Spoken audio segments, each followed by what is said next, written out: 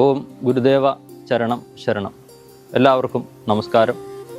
93ൻ്റെ നിറവിലേക്ക് കടന്നിരിക്കുന്ന ശിവഗിരി തീർത്ഥാടനം ഗുരുകൽപ്പിതമായ മഹത്തായ തീർത്ഥാടന സങ്കല്പമാണ്.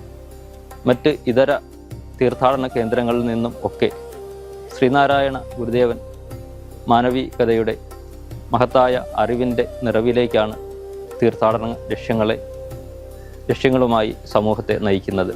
വിദ്യാഭ്യാസം, ശുചിത്വം, ഈശ്വര ഭക്തി, സംഘടന, കൃഷി, കച്ചവടം, കൈത്തൊഴിൽ, ശാസ്ത്ര സാങ്കേതിക പരിശീലനങ്ങൾ എന്നിങ്ങനെ മാനവരാശിയുടെ സമഗ്ര പുരോഗതിയെ പ്രാപ്തമാക്കുന്ന മഹത്തായ തീർത്ഥാടന ലക്ഷ്യങ്ങൾ തീർത്ഥം നുകരുന്നതോടൊപ്പം അറിവിൻ്റെ തീർത്ഥത്തെ ഹൃദയത്തിൽ സ്വാംശീകരിക്കുവാനും ഓരോ തീർത്ഥാടകനും സാധിക്കുമ്പോഴാണ് ഗുരുവിൻ്റെ തീർത്ഥാടന ലക്ഷ്യങ്ങൾ സഫലമാകുന്നത്.